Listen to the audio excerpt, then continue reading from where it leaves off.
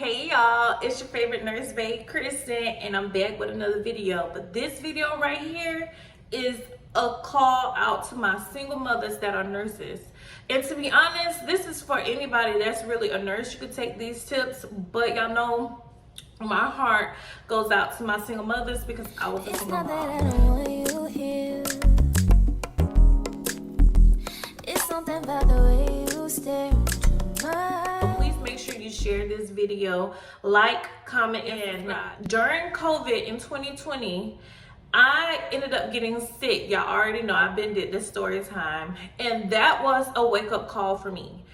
I realized very quickly that I needed to get my finances in order. So I came up with this checklist for my moms that are nurses, especially my single mothers, because we have these kids that depend on us. What we need to have in order for us to make sure that all of this hard work is going to benefit the rest of us. We always talk about breaking generational curses and building generational wealth. Well, the only way we're going to do that is not by working a job. It's by having our finances in order. So I got 5 things I need you to take care of ASAP if you ain't got it taken care of, okay? Number 1, you need to open up a high yield savings account. Point blank, period.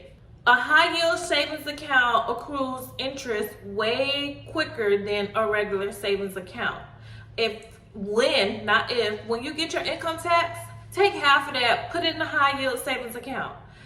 On your paycheck, if you do half of your income tax and you put it inside of a high yield savings account, and then you put $50, $75, or $100 bi-weekly directly deposited into that high yield savings account, you will easily have $10,000 to $20,000 saved up in that account. And you never know when you're gonna have to take off in order to take care of your kids and your family.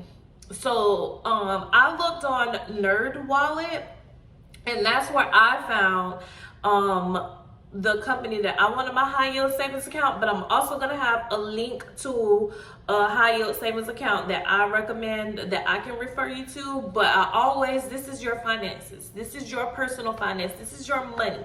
So I'm going to tell you, please, please, please do your due diligence. Do your research and make sure that you're making a good decision, because don't nobody got money to be thrown away. However, you need your money to work for you when you're a single mother. So please take my advice. That's why it's number 1. If you don't watch the rest of this video and you do just this, you are in a step to the right direction. Number 2, have life insurance. Now, I'm only going to talk about 3 policies. There are several type of policies out there, but if you get 2 of these 3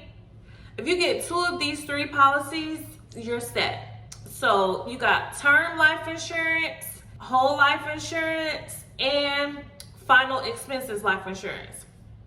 Term life insurance is super good because it's super affordable.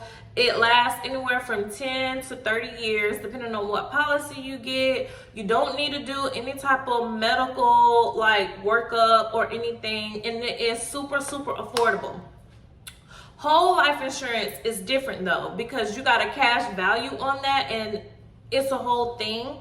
But a con to that is you do have to do a health workup to it, and it is way more expensive than term life insurance, but you have way more things that you can do with whole life insurance.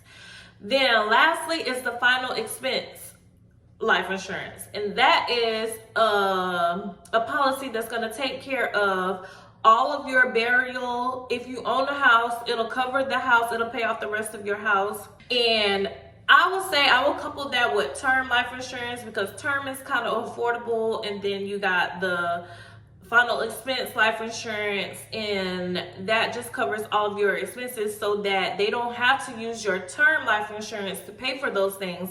That can go directly to your children.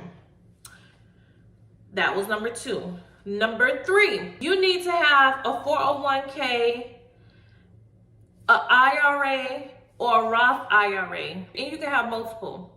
I would say get a Roth IRA and keep your 401k, especially if you're working for a company that matches. That's key. So A thing that you really need to keep in mind with your 401ks and your Roth IRAs, in your IRAs, is that you need to have your beneficiaries set up. Have it set up. They cannot be under the age of 18. So if you have underage kids, make sure you have the beneficiaries lined up. Which is going to lead me to number 4. You need to have a will.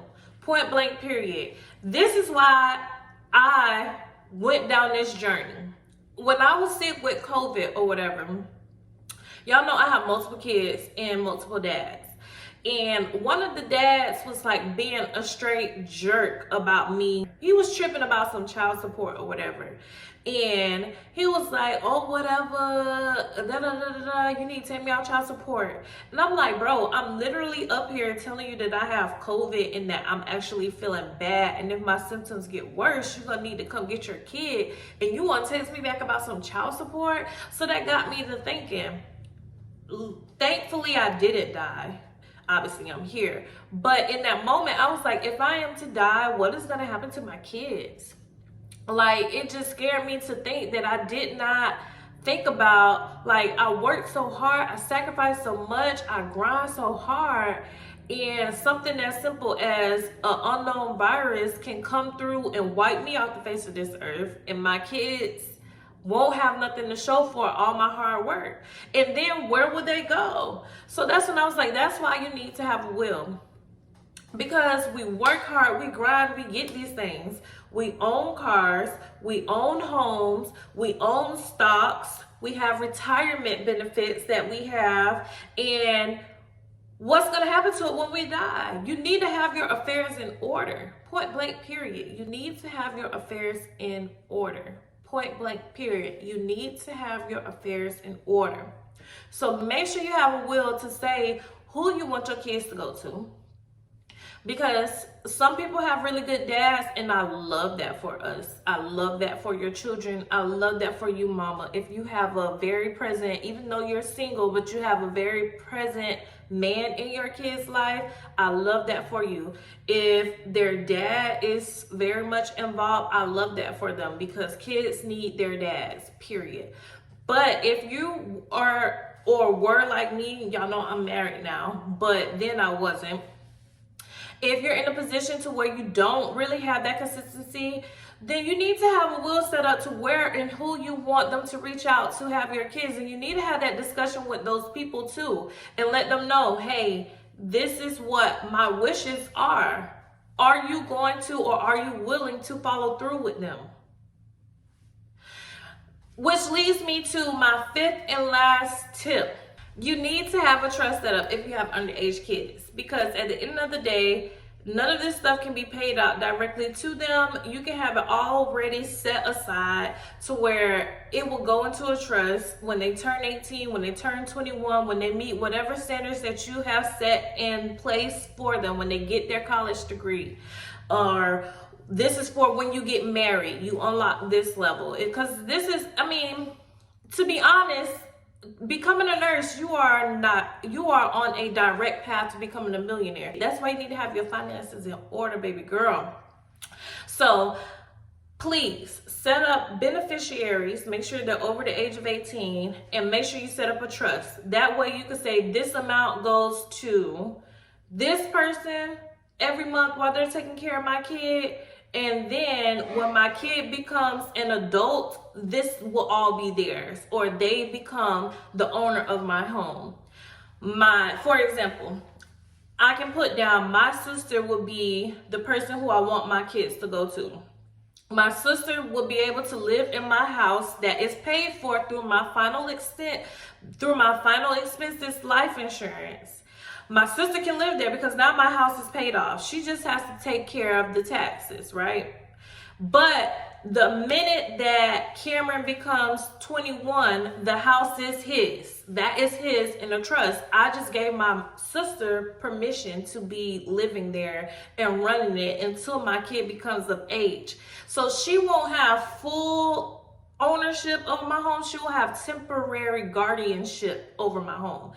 But the main thing you need to do through all of this is research Write your own plan, and please, please, please consult a lawyer or a life insurance agent to help you facilitate all of this, because all of this will become legal documentation, and you need to make sure that somebody knows where to find it too, because it's no good in having this information and you don't know where it is when you die. So please, please, please, I hope this video finds you well. If you felt like I've given you any kind of information that you did not know or good to know, please make sure you share this video, like, comment, and subscribe. I'll see y'all next week.